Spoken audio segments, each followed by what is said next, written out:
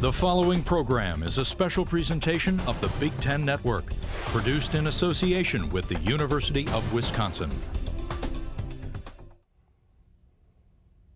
He was the 10th overall pick in the 1985 NFL Draft, ahead of Jerry Rice, leaving the Wisconsin Badgers and the Big Ten for the New York Jets and the Big Apple. He left Madison as leader in career receiving yards and touchdowns and as a two-time football MVP. But none of those statistics are nearly as impressive as the challenges he overcame after his athletic career was brought to an abrupt halt. You'll meet him next. Stay with us.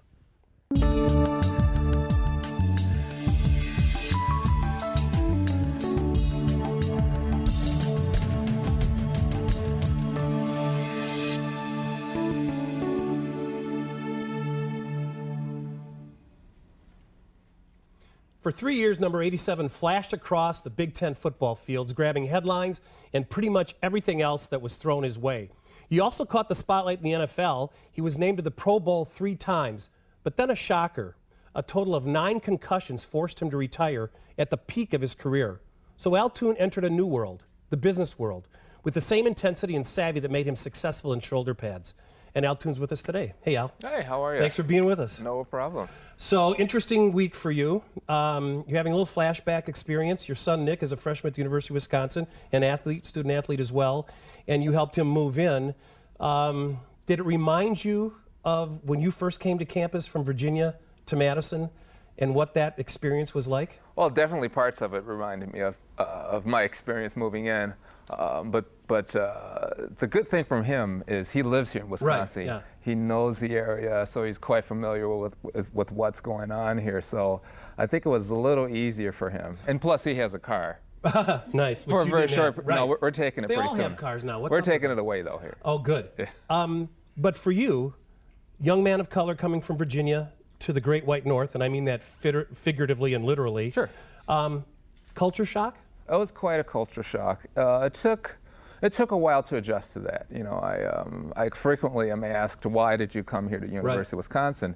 And one of the answers, well, the first answer is the people. The people are great. I felt comfortable. I didn't feel like to a certain degree, a second-class citizen. Right. And at times I felt that way down south. But you know, it was an experience that made me a stronger person and improved my character, to understand how people operate. And I think the bottom line is, I figured out, I don't know where it was in my life, but it's just kind of a lack of exposure of people, you know, not getting to know the person, right. You know, and kind of reflecting and judging people based on what they look like, rather than understanding what they are as a person. Diversity issues are the great barking dog for big-time colleges. Sure. How to find the right balances, and particularly when you're talking about income sports, where there are a lot of African-American athletes who help drive those programs. How do you think things have changed from when you were an athlete to the experience your son's been through? Has it gotten better?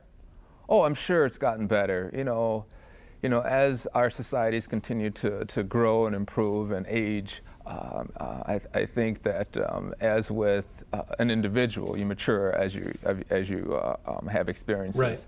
And the experiences that I've seen the university,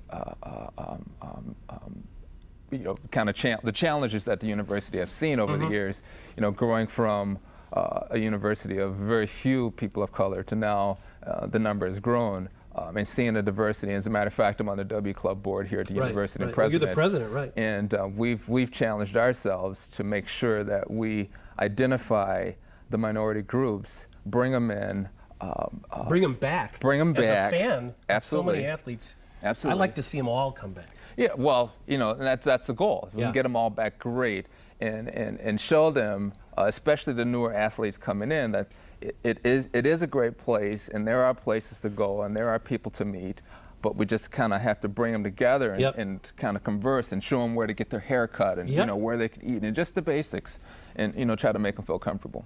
When did you realize that you weren't an average athlete? Was there a moment after you hit campus when you realized, I am really good at this? Well, it's probably more related to track than it was to football. Because you were also a track athlete. Because I was a track athlete. My goal was to represent the United States in the Olympics. In the triple jump. In the triple jump and the high hurdles. And, and I ultimately got hurt the meet before the Olympic trials in 1983, but I had qualified in both the triple jump and the high hurdles. You know, to realize, you know, where I fit amongst the elite athletes, you know, I never really thought about that because I never thought I was as good as people said I was. And so I was always working to get better. So did that continue throughout your career? Well, yeah, and that was my motivator. You know, I never thought about that. You know, because I think to a certain degree you become complacent once you feel like you're the top or at the top. So you are drafted in the 1985 draft ahead of Jerry Rice. That is correct. Which I hope you remind him of all the time. I was the first skill player taken in a draft. Beautiful. Yeah. Did you have to tell people in New York where Wisconsin was? Well, people had to tell me where Wisconsin was when I came here. I know. I mean, that's I knew the joke. capital. Yeah. That's the joke. It was quite interesting. It was quite interesting when I came here to the university. It was the first time I'd flown. Right. You know, a lot of firsts. You know, and moving from a society and a community where there was predominantly Afro-American into a predominantly Caucasian society. A lot of big white blonde people. Oh yeah, I remember. Yeah. I went to my first hockey game, you know, as a freshman, and I walked in. That alone, how many hockey games have you been to in Virginia? Yeah, none, zero, donut. And so I'm in the stands. I'm sitting down. I got my popcorn, and you know, get there early, and I sat down and I was talking, and finally I looked around and I was like, wow, and I looked, and it really was a shock. And I had to think about that. Wait a minute. There were probably about 14,000 people at the Coliseum. Right. You could have been the only African-American person in the Coliseum that day. And I stuck out. Hockey game. I stuck out a little bit. Yeah. And so, you know, it's interesting because at that moment I said, whoa, what am I doing here? And I don't know how long it took me, but there was a period of time where I was frozen. And then I said, I'm special. And that's what got me through it. And from that moment on, I kind of, you know, just kind of. Well, every Wisconsin fan knows you're special. When we get back, I'm going to mix metaphors, but after his great NFL career began, life threw Al a curve. We're going to talk about that when we get back. Consider this. There's a public university that consistently ranks among the top in the number of Peace Corps volunteers and in the number of graduates serving as CEOs of Fortune 500 companies, whether they are leading corporations or changing the world. The next time you see people doing extraordinary things, they are probably Badgers. The University of Wisconsin-Madison. Forward thinking.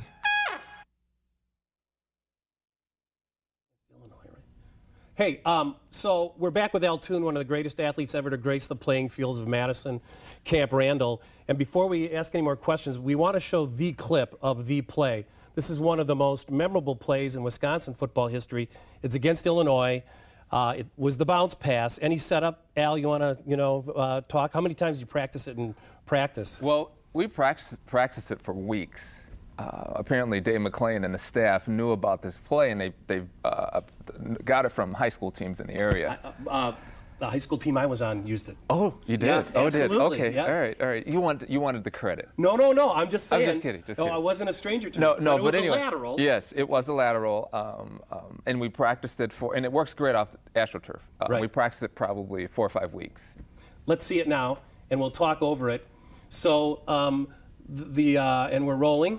And here it is. Mike Howard, I think, back one pass to you, and you sold it there, by the way. Oh, yeah. You sold it, you held on to it, and boom. Who caught the pass? Jeff Nault. Jeff Nault. Boom, touchdown. Yes. From Escanaba. Yes. But that was just, let's look at it one more time. One bounce. See those three guys? And you looked it in there, you sold it. Yeah, how was it after you threw the pass? That was... Well, it was dark. Because I had 3 big guys on top of me. Yeah. Yeah. I said your passing form was functional, if not beautiful. But you got it there. You know, when he's that open, you get a little flop sweat when he's that open. No, you know? I was very confident in it. Yeah. Good. Hey, you had a stellar NFL career, 3-time Pro Bowler, and then probably one of the first premier NFL athletes to have to retire early because you suffered 9 concussions. At the peak of your career, you had to retire. The first question I have to ask you is, do you hold any animosity towards the DBs who concussed you? Because I had a feeling as a Badger fan, watching you for the Jets, that they were trying to put you out of the game. They changed the rules of football after your retirement, I think in part due to what happened to you. They couldn't afford to lose elite athletes like you. But do you have any animosity towards the guys who, frankly, went after your head? Well, no, not really. You know, it was legal. Doesn't mean it was right. You know, it doesn't mean it was right. You know, let's face it. You know, football is modern day gladiators. Right. I mean, we're just modern day gladiators with a few more rules and a little bit more protection. And that's what the American public wants to see. Yeah. That's what they want to see. However, I think the game can be as entertaining without any contact above the shoulders. Right. And I think if you make that rule point blank at any level of football, hockey even, you know, the game would still go on and still be as successful. Post-Concussion Syndrome is a story now because of what's happening to the troops in Iraq, and also what Mike Ditka is doing at the NFL Players Union, forcing them to help older players who've had some serious long-term debilitation because of the concussions they had. First of all, how's your health now? My health is great. I haven't had any issues for, I don't know, 10 years or so. And it took a while to recover. You know, it was a serious condition. I remember you when you came back to town, and I talked with you, and you admitted that there were memory issues, there were some, I think, depression for a little while? A little bit of depression, but, you know, and it's hard to determine, was that a function of not being able to perform? Right. I'm sure it was a combination of that and involuntary retirement. You know, the difficulty was, you know, I had 4 little kids, and having not being able to enjoy them like I wanted to enjoy them was the most frustrating part of it. Yeah. However, you know, over time things got better. My life changed. I got involved in the business world. You know, got licensed as a realtor and involved in the business community in Madison and local area, and life moved on. However, it wasn't a difficult decision to stop playing. You know, I knew it was time. What is the most powerful thing to me is that you leveraged your athletic and academic experience here at Wisconsin so that you really had a prosperous life after your athletic career ended. How well prepared were you by your experience at Wisconsin, by the guys you played with, by the teachers you had? Well, I think the experience in college is very important. You know, it forces you to make your own decisions. It forces you to become independent, self-sufficient as a student. You know, plan your own schedule. You got to take your own tests, if you're being honest. And also, Wisconsin. Yeah, at least you do it in Wisconsin. Some schools, you don't know. But anyway, you know, at the end, you know, this is something that you've done. You've accomplished your goal. You know, you receive your degree, you walk across the stage, and now you're moving into the next phase of life. And the next phase of life is actually taking that experience and applying it to real world. And that's the challenge, because that's not easy. No. Because they don't teach you as you know, once you move into the real world, all of those things that you learn in the classroom don't necessarily, you know, translate. They don't care how many passes you caught against Illinois when you're cutting a deal. No. Paul Horning once said, "I feel like I've spent my whole life on scholarship." And as someone who was an athlete, but in high school and all, but then saw elite athletes, scholarship athletes in college, where it's a blessing and a curse to feel like you're on scholarship. Do you know what I mean? Oh, absolutely.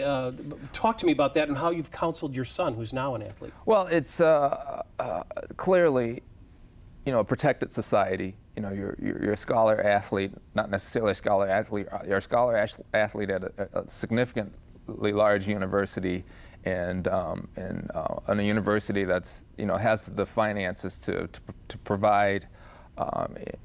You're on television. You know, if you get in trouble to a little, you know, they protect you. You're protected. Yeah. And when you step outside of that society, you have to do it all on your own. On your own.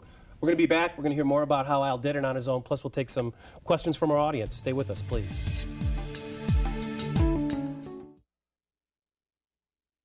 Hi, we're back in Madtown, Madison, Wisconsin, with Al Toon. We've gone to our audience for some questions. First question right here. What's your question for Al Toon?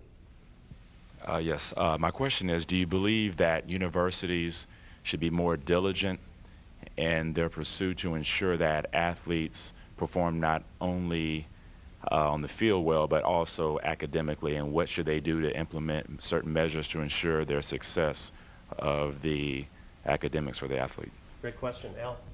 Well, I believe, especially since I've been here at 81, 84, that especially here at the University of Wisconsin, going through the process with my son here in the last year, that they've built new facilities, they've refined the academic process, they refined the tutoring process, they refined the monitoring process of the athletes, and I think they've also increased the graduation rates of the student athletes.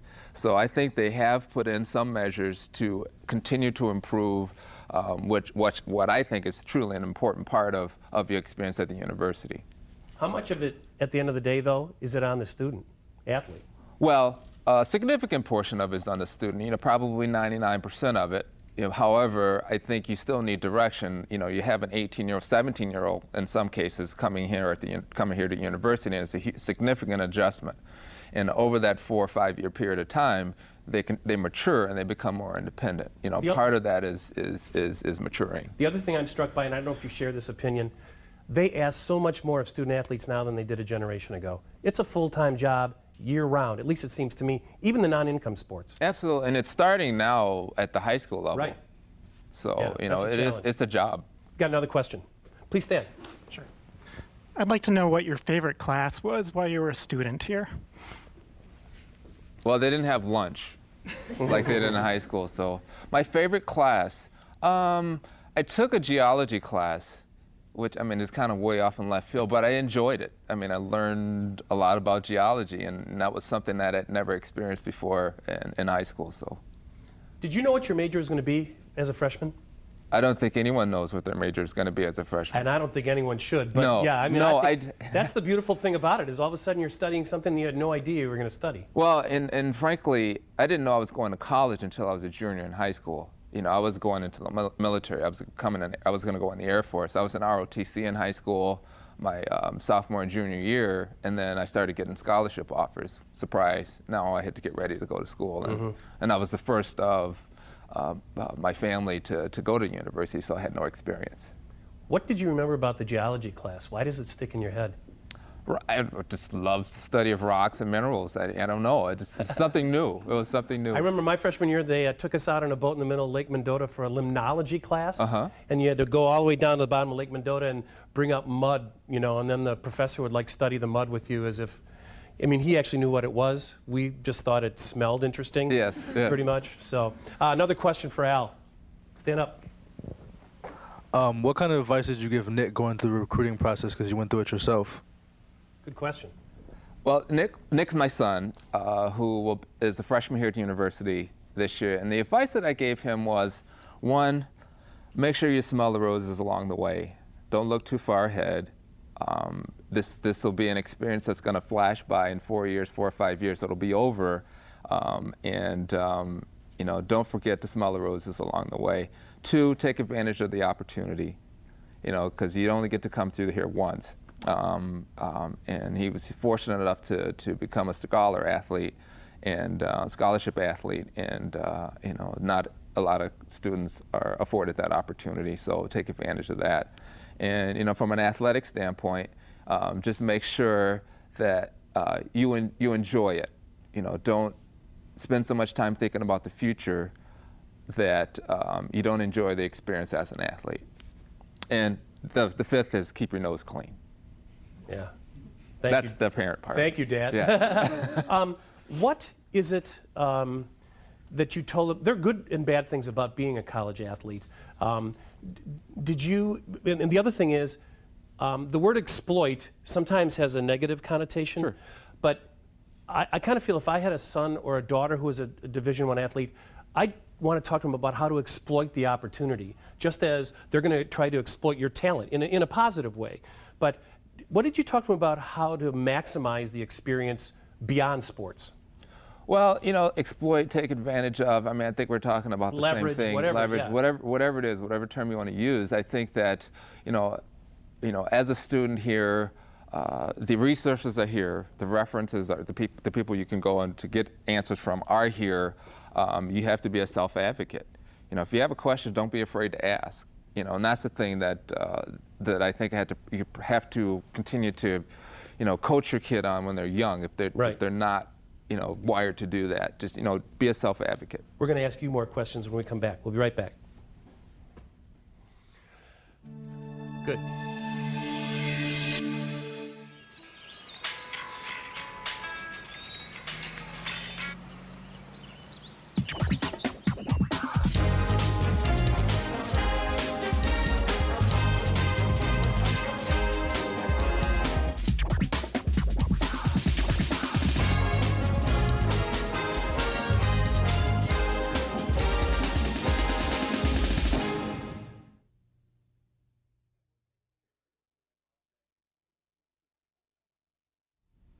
We're back in Madison, Wisconsin, on the campus of UW-Madison. A couple more questions for Al Toon, quickly.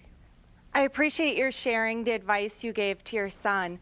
And as the new assistant professor here on campus, I'd like to know what you can tell me and other faculty members to make a lasting impact on the students as they become successful alums. Wonderful. Well, I think, for me, you know, from my perspective, to be accessible as a professor, as an instructor at the university, so that the student knows that they can come and ask you a question and not feel afraid to come and ask and talk to you, because I think establishing a rapport is pretty important with your students. That's great. Another question for Al. Hi, Al. Hi. I'm Nidra Bobo, Yes. and I'm the president of the African American Black Business Association and also a business owner in real estate. And I wanted to ask you, what would be your piece of advice that you would offer up to young, budding business owners, and specifically African Americans? Great question. I think the most important thing is, again, to establish relationships, you know, in the community, in the area in which you want to work or to invest. That's, I think, the most important thing. And to try to find people that you trust and references, people who you can reference who are more in tune or to understand whatever you're trying to do or invest in maybe a little bit better than you do. Thank you for your questions. Sorry we didn't get to all of them. And a big thank you, everybody, to Al Toon. Give it up for Al, will you? Thanks, everyone. Thanks for joining us. We'll see you again. Thanks, Al. Sure.